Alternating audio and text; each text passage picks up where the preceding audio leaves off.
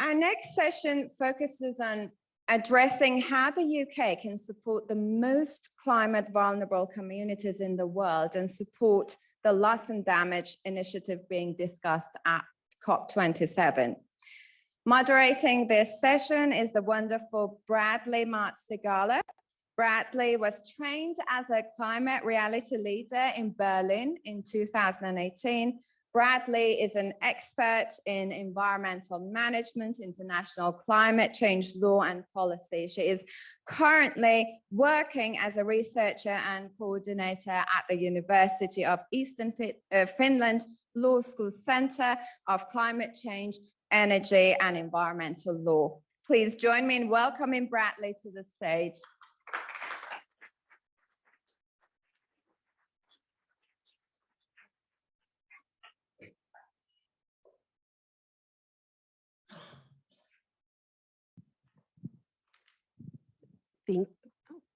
It works. Thank you, Shuka. It is a pleasure to welcome you to the climate justice session this afternoon. This topic cannot and must not be ignored by decision makers as we strive to keep our planet habitable. As we heard from Egypt just now, loss and damage remains a critical yet contested negotiation subject. Although it will remain a discussion point in years to come and the situation is dire, we should also celebrate the efforts of the activists who push for loss and damage to be finally added to the COP27 agenda. It is clear that the global South is not responsible for the impacts they are already facing, with even more severe predictions ahead. And they are owed reparations and not in the form of high interest loans to the polluters who initiated the crisis. It is clear that the global North is not only failing to fulfill its NDC pledges, failing to fill the emissions gap to stay 2 degrees below pre-industrial levels of global temperature rise, but also failing to mobilize the financing promised to support the efforts and safeguards in the rest of the world.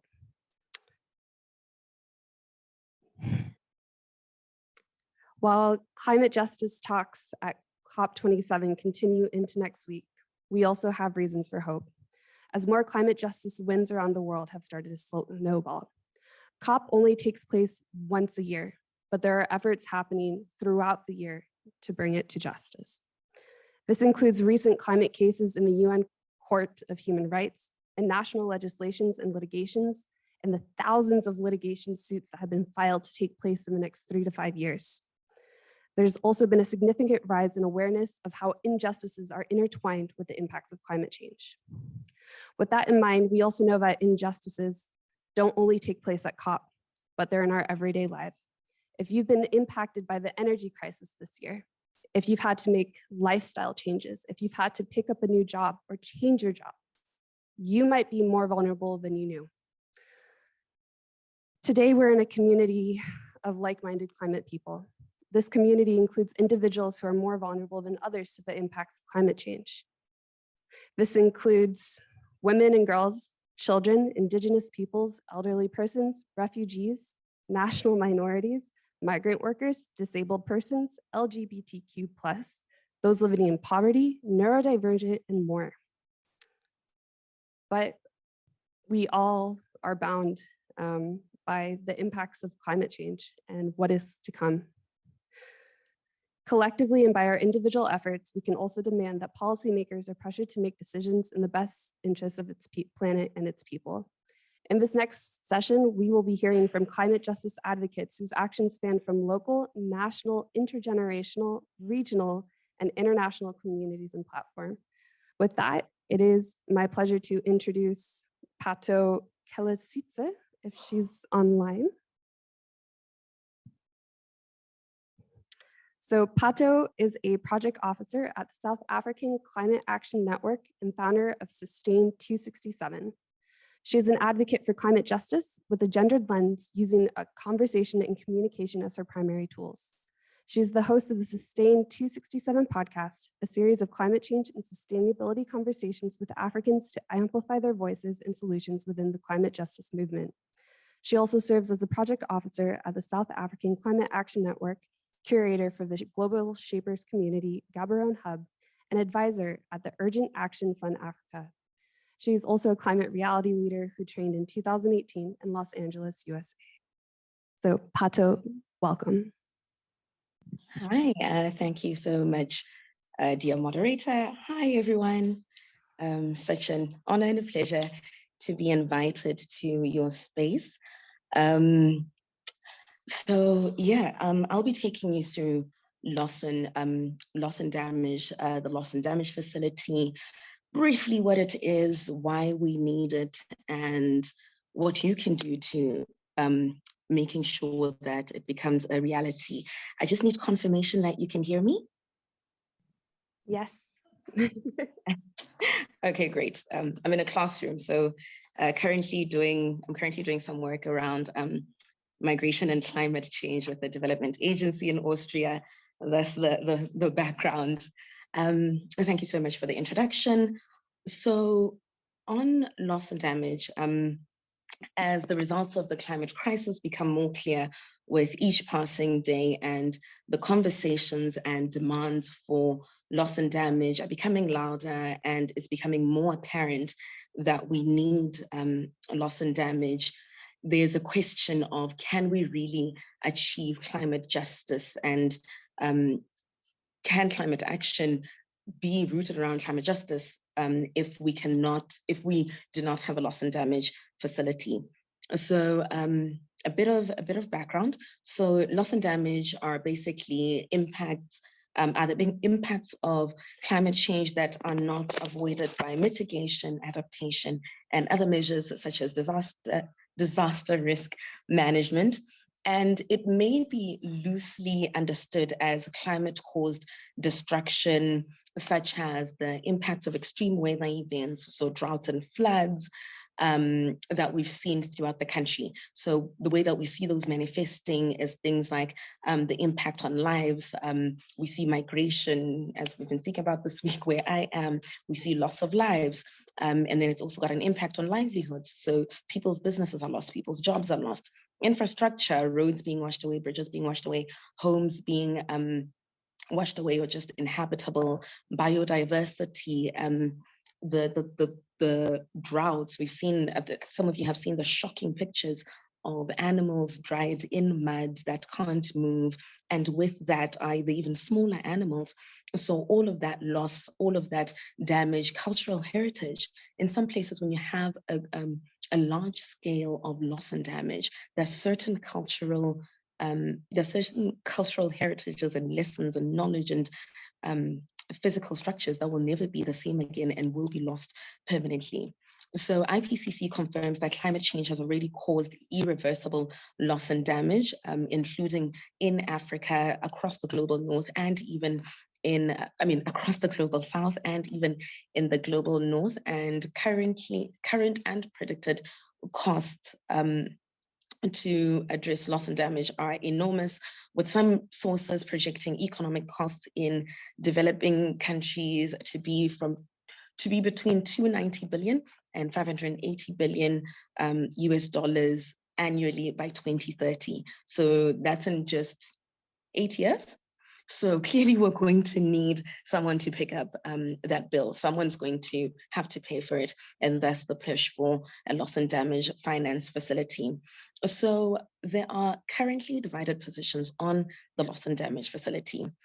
So developed countries are looking at it as compensation, acceptance of liability, which they don't agree with. And then also if they agree to it, how far will it be pushed? Is it a thing of, yes, you can put this much in the pot, or them knowing how much damage they've caused, they'll have to pay for all that damage. And then developing countries are appreciating it as a facility to address the loss and damage that has been suffered by the people and just the environment in developing countries, and will continue to be lost and damaged as a result of the climate crisis.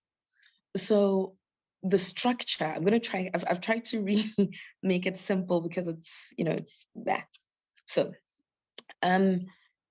developed countries, or the global northern countries, would prefer for the loss and damage facility or loss and damage to be accounted for under adaptation. under adaptation provisions where developing countries are demanding for a completely separate facility, so new money, so adaptation here and then loss and damage here, so two different funds. And then at present, adaptation finance may reduce loss and damage in future. It may help us cope with some of the negative effects of the climate crisis, but it doesn't account for what's already been lost and what's already been damaged on the continent.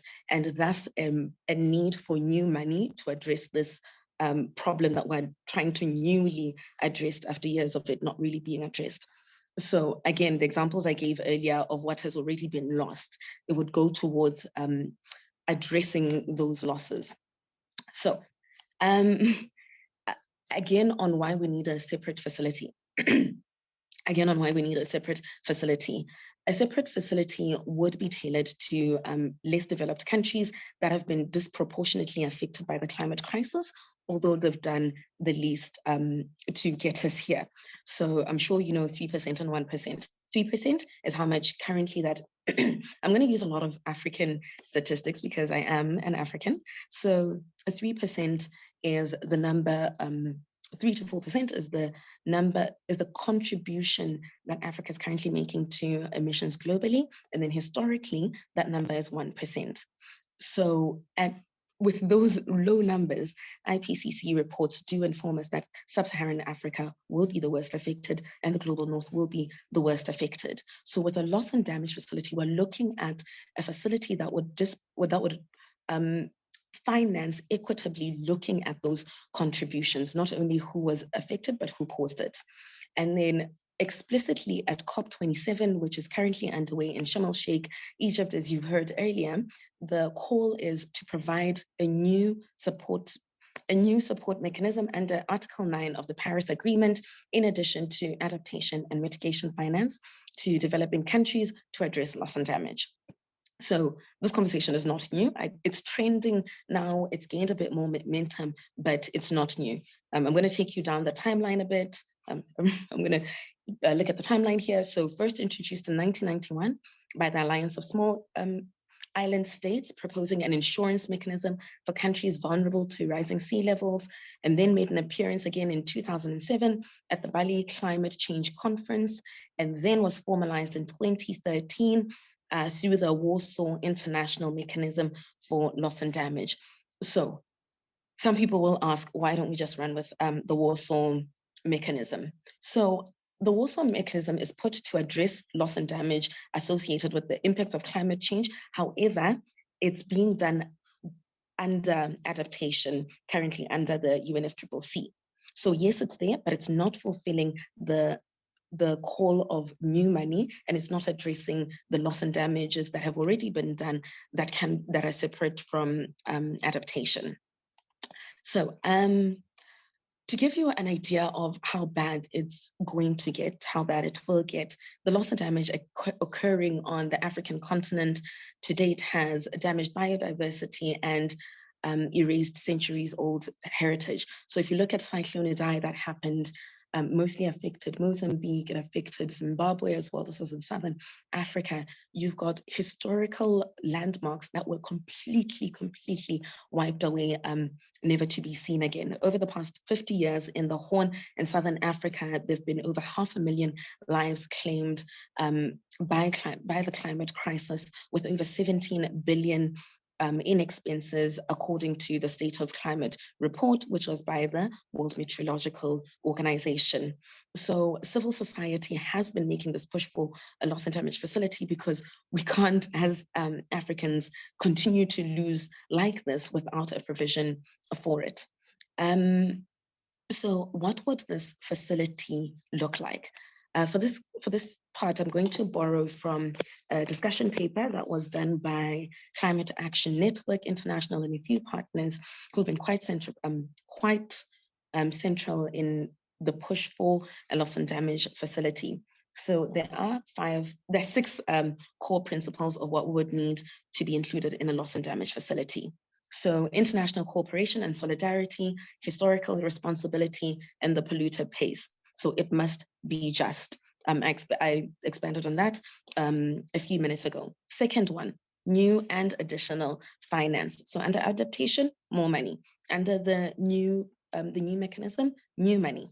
And then number 3, it needs to be needs-based, adequate, predictable, and precautionary. So this is to ensure that this facility, people are able to access it when they need it, and is able to address the challenges that it should in an efficient manner. The 4th one is locally driven with subsidiaries, so enveloping gender responsiveness and equitable representation. So this ensures autonomy over when the funds are available, of what does it get to do, and that it's used in a way that's most impactful to the communities that have lost the most. And then by bringing into perspective the gender aspect, as we all know, the climate crisis is very sexist. The people who are seeing the worst of it are women, because when it hits, it's women who are responsible for themselves, for their families, and for ensuring that everyone is taken care of. Even if they don't have a family, they are just more at risk and more vulnerable to other factors that are exacerbated by the climate crisis.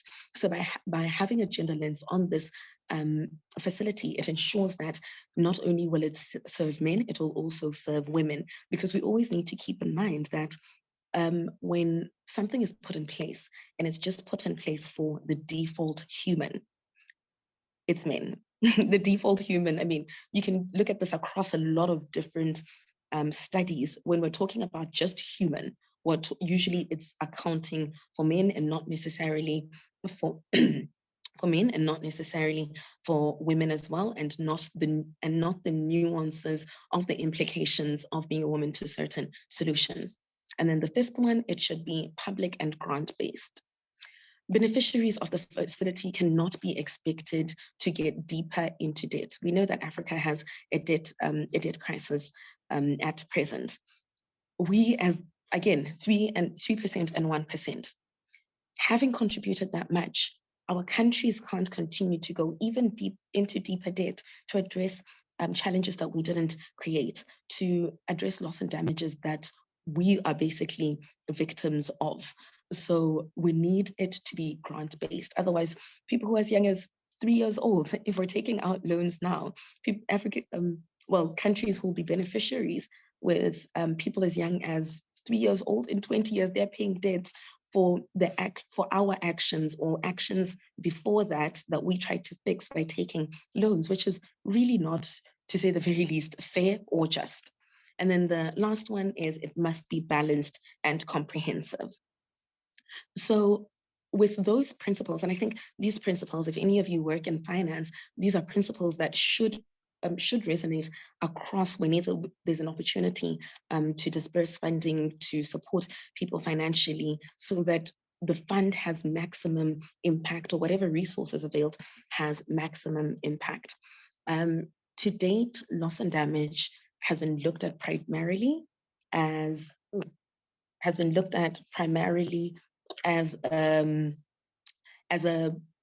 global southern challenge. They're the ones going through it, so they're the ones who need it. But we know that we can't do this alone.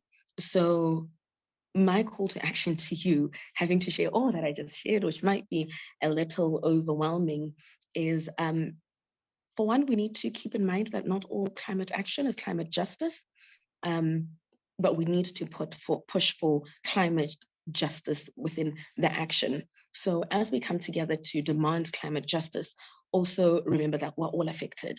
If everyone's affected and everything is affected, that means we all have a role that we can play to make the situation better. And today, because we're talking about the loss and damage facility, I'll go through a few ways that we can, or you and we can always, yes, noted, that we can use to ensure that we have impact. So I've got 1 minute. I'm going to list them.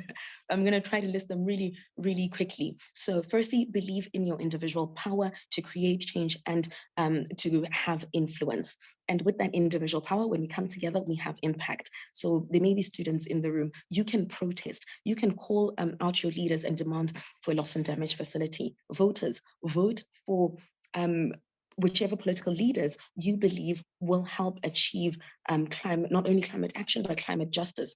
Policymakers, look at the policies that ensure not just climate action for your country, but climate justice for the globe.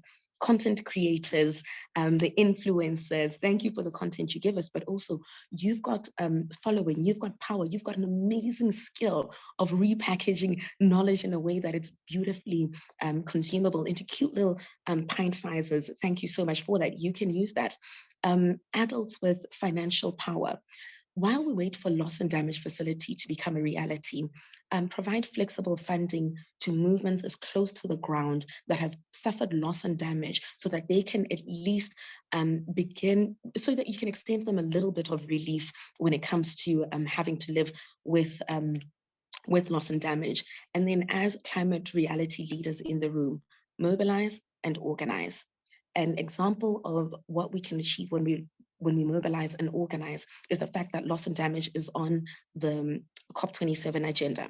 It wasn't on the agenda. Can I and some partners came together, they protested for it to be put on the provisional agenda, then finally it made it to the agenda. The conversation is happening now because civil society organized and demanded action. That's what's possible when we organize. So as we organize, we need to believe in the power of our numbers. We need to do it together. We need to believe we can achieve it. We need to hope for success, and we need solidarity. Solidarity with our fellow activists across the continent, across the countries, across movements, and just globally. We're going to need solidarity. And in closing, COP27 is currently happening on the African continent, and it's being called an African COP. And in the spirit, again, of solidarity, I appeal to you from your different organizations, different backgrounds, with your different skills, to come together with us to ensure that a loss and damage finance facility becomes a reality, so that when we talk about an African COP, we talk about a COP that is deserving of that title. Thank you so much for your attention, and I apologize for going over.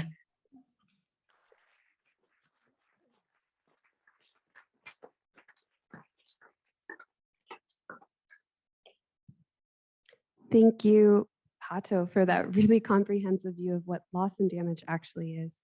I would invite to the stage Tori, Yusuf, Oliver, and Brenda, and I will briefly introduce them while they make their way up front. So Tori Tsui is a Bristol-based climate activist, speaker, and consultant from Hong Kong. She's the co-founder of the Space Bad Activist Collective and a member of the climate coalition Unite for Climate Action.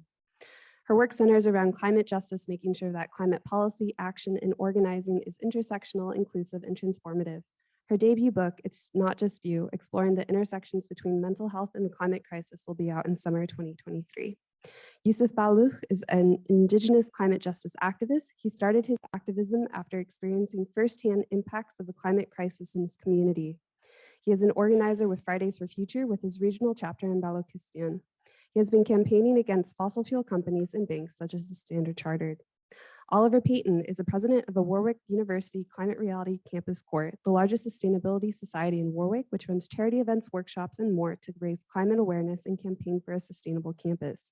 He is also a student at the University of Warwick studying sustainability and economics. Brenda Ainsley is a climate reality leader, a member of the University of the Third Age, and also a community lead for Plastic Free Cotgrid in Nottinghamshire. She is a green flag assessor for eco schools. She leads various eco and climate groups for U3A and has presented 3 national talks and jointly leads Countdown to COP online group for Trust 3A. Brenda works closely with members of the U3A national office team to raise the profile of climate and environmental matters within U3A. She has also set up and led workshops during the COP26 climate conference with an emphasis on intergenerational climate activism. So thank you for being with us today.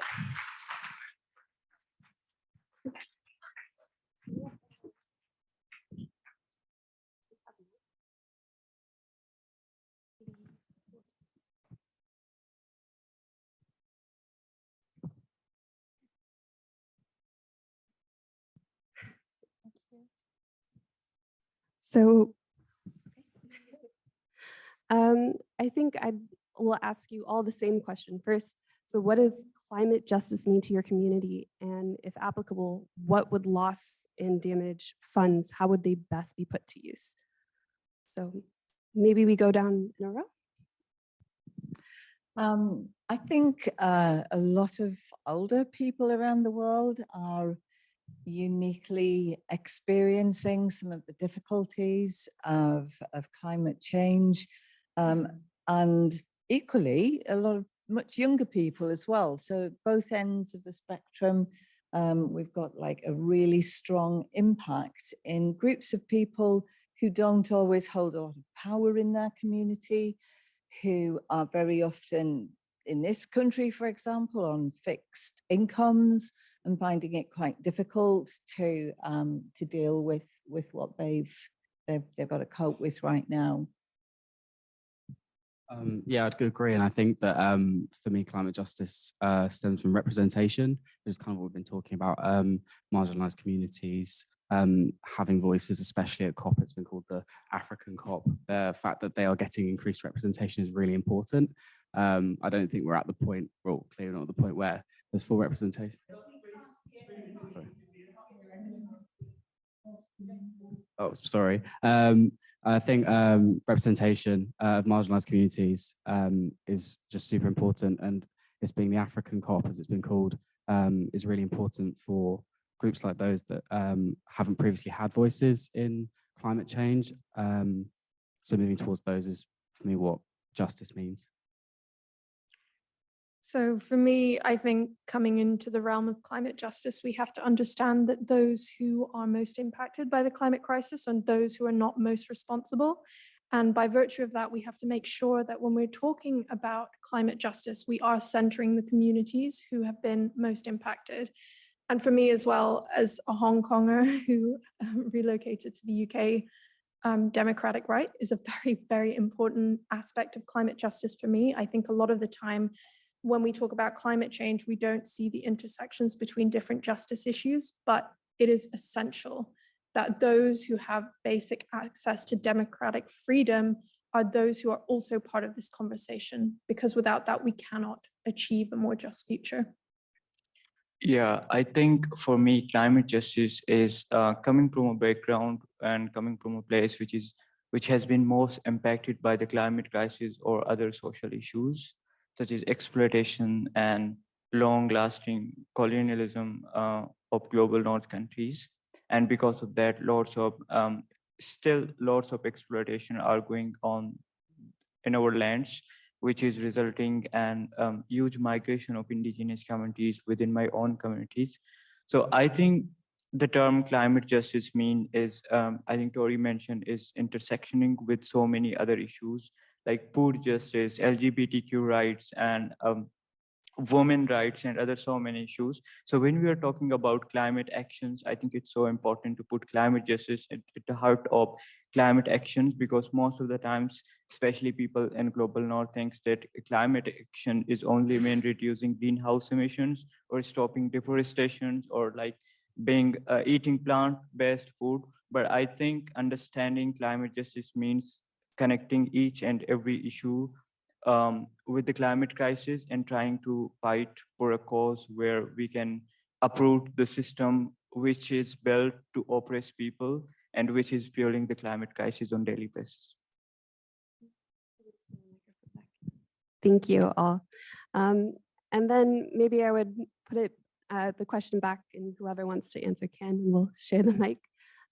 If loss and damage in your community, if it was given, what would you use it, or how do you think it should be used for justice to be achieved? What type of action could be used to, what tangible outcome would you hope for when you say, we want climate justice now? I'd love to hop on that because, as I now live in the UK, what is relevant here is relevant to me. And I think that as a country that has historically emitted more carbon emissions relative to the rest of the globe, it's really important to recognize what our own government is doing. And when we talk about loss and damage, which is that which we can't, adapt to or mitigate for, it's important to recognize that loss and damage isn't just simply the act of reparations and money, it is also the act of taking action now. And in this case, the UK government has recently licensed, or is trying to license, a new oil and gas field in the North Sea called Rosebank, which will equate to 28 of the lowest income communities or countries rather in the world, their carbon emissions. It will equate to 28 countries, and that's over 700 million people a year. And that is an oil and gas license that we're pushing through for a country, for our country. And that's not necessarily going to benefit us because over 80% of that is going to be exported. So when people say that it is for the cost of living crisis, it's not going to lower our energy bills. Those profits are lining the pockets of a few. And so for me, when I talk about loss and damage, it also has to recognize that we have a responsibility here in the UK to put our foot down and say no more new oil and gas fields. The International Energy Agency has said that if we want to keep within 1.5 degrees of warming, we cannot open up any new oil and gas fields. And it is a complete betrayal on the global south for us to open these oil and gas fields because we are not going to be the most impacted.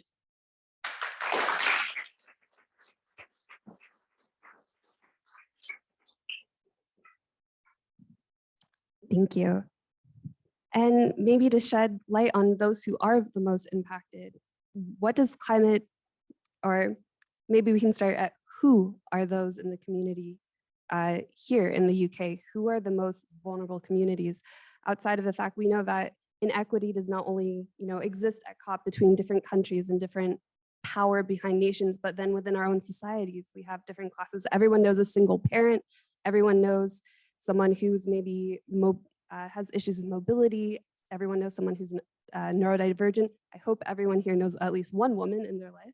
So, we know that we have in our communities already those that are more impacted, but in the UK in particular, who are the most vulnerable communities here and what can be done to get some justice for them? For anyone. I'd just love to throw a statistic out there, but actually before I do that, it's really important to think about what happened over the summer with the heat stress and who was most impacted by that. So that was elderly people, it was very, very young people.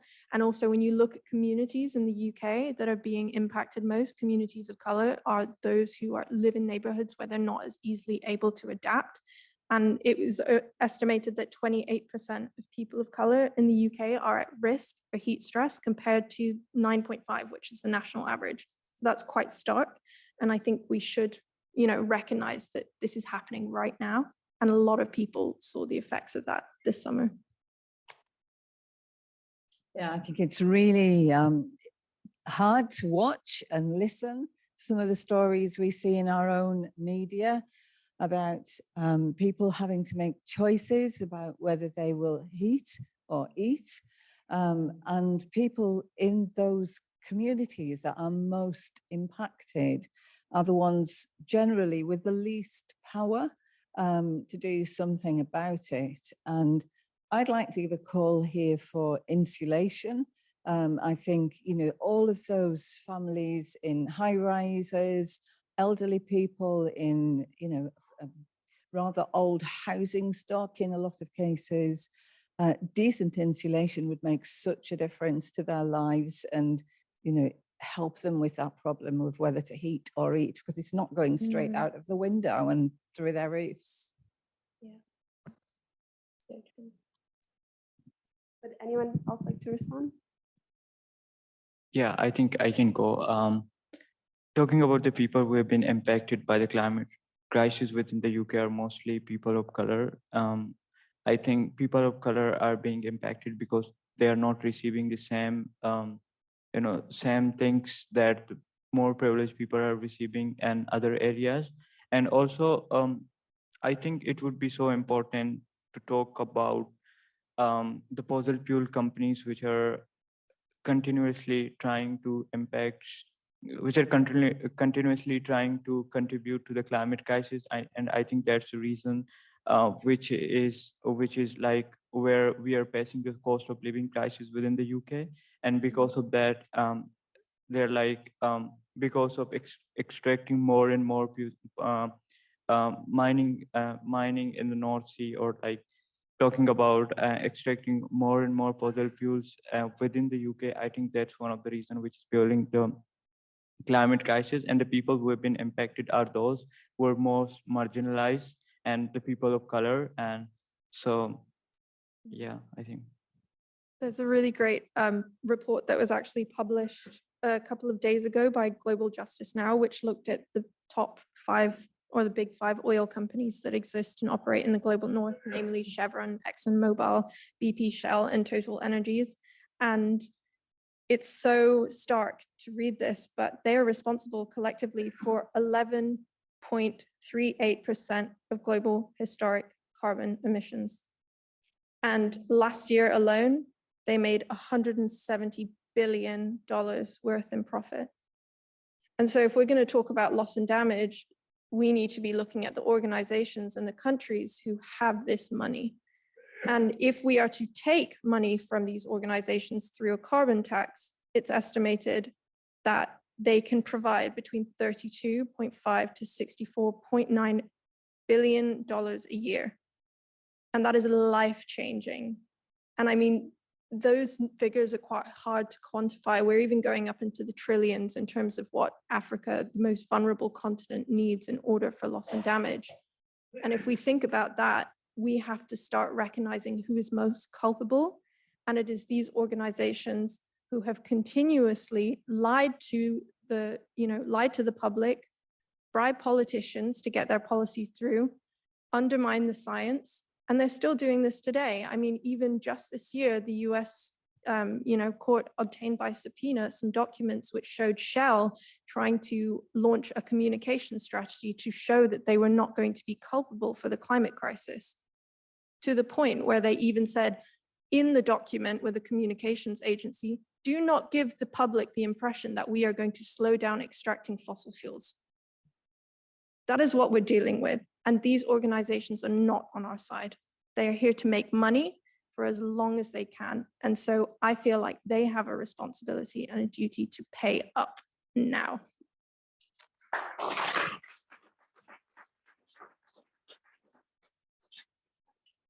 Thank you. I think what's really exciting about this panel is that it's really advocacy and climate justice advocacy at different levels, inside different communities. So I'm going to pass around the mic, or we'll go down a row again, because I'm going to ask you for recommendations and for solutions, because you all represent such different areas where climate justice can mean so many different things. So what would you recommend climate activists at grassroots, national, international, intergenerational levels to do to increase the most vulnerable communities' support for climate justice or loss or damage? So what would you recommend activists to do? And what should they be aiming for when they are taking climate action? And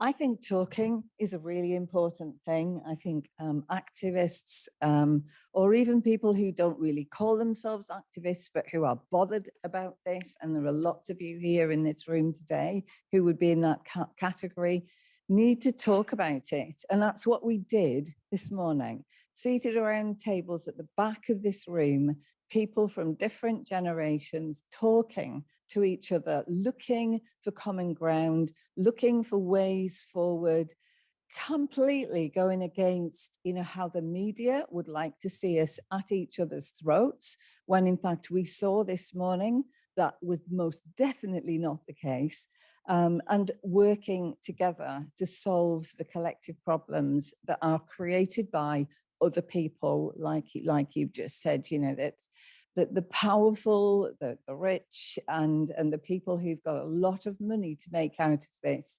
are doing very well out of that. And it's up to the rest of us to counter that with our voices and make sure that we are heard in our communities.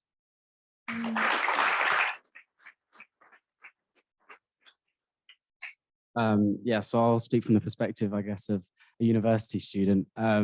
So I think, like Brenda said from the morning session, the main things we're talking about is education, the importance of that. And we know that a lot, maybe the majority of activists are people around my age, like Gen Z, millennials.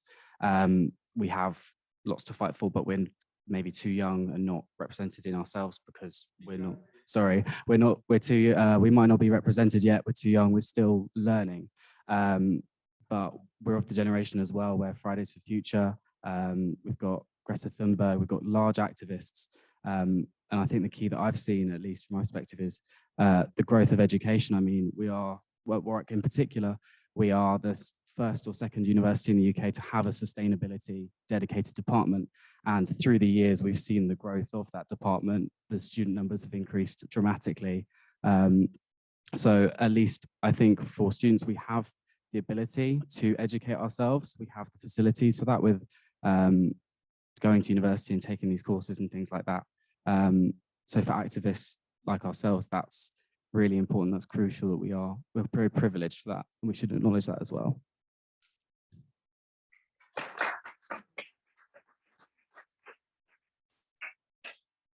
I would say everyone join the Stop Rosebank initiative. That is a very tangible and real thing that we can all do. And campaigning doesn't have to look the same for everyone. You can do a multiplicity of different things.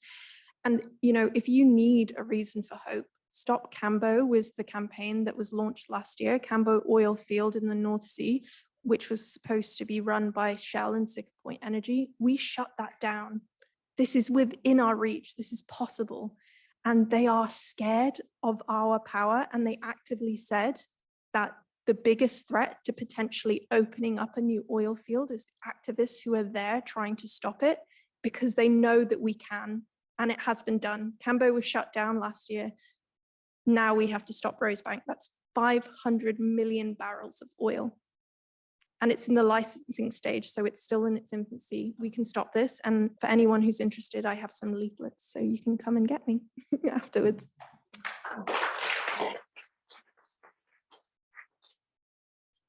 Yeah, I think I will just go back with the floods in Pakistan. The recent floods in Pakistan displaced almost 33 million people.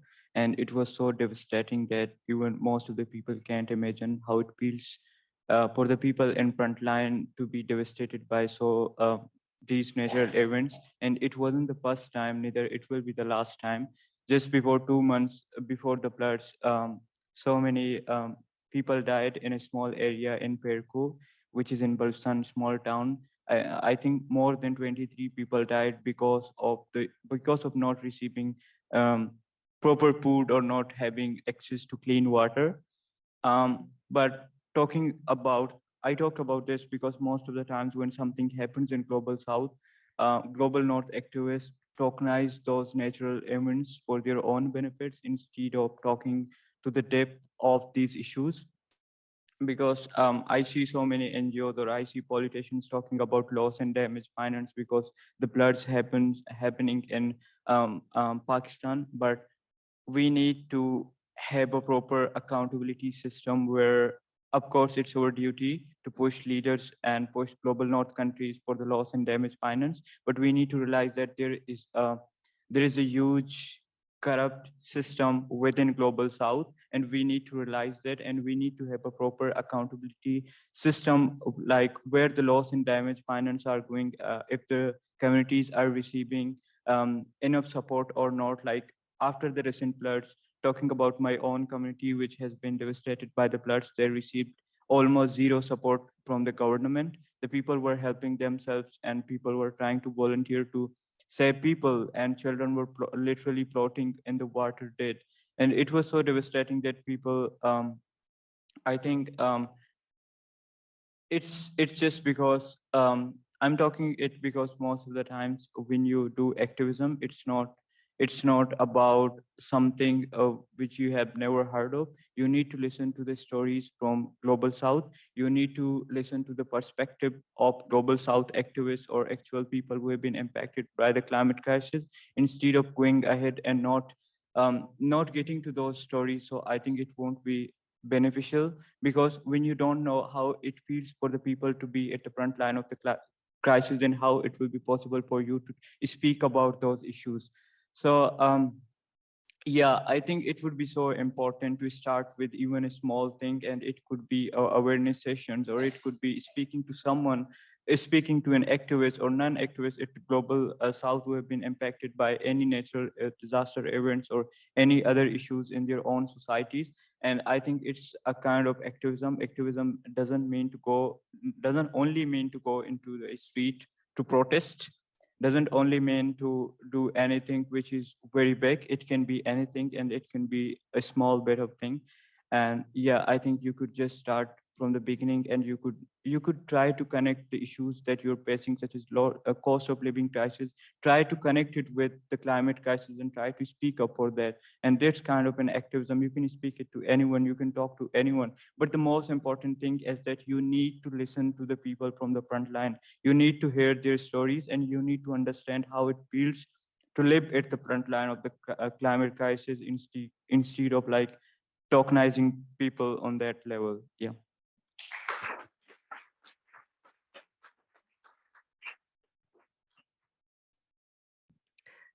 You answered my next question perfectly. We definitely need to listen to those who are here, who are experiencing the devastation of the impacts of the climate crisis, and amplify those voices even more. So my last question is, what do you think can be done to pressure the UK government to support climate justice globally by helping to support the loss and damage mechanism being negotiated? Or if you have any campaigns that you know about that are currently doing so, how can the UK, a historical polluter, help facilitate loss and damage in the global south? So there's a campaign that my friend Liz Wahuti did with Oxfam, in which she delivered a letter to the head of the COP27 presidency, advocating for loss and damage for the African continent and loss and damage more as a whole. And I believe that she's still going to be working on that in the future. So I know that she's going to continue this partnership with Oxfam. So yeah, if you're interested, Liz Wahuti, she is an amazing climate activist from Kenya. Thank you. I think we have 5 more minutes. All right, then we have time for one audience question. And yes.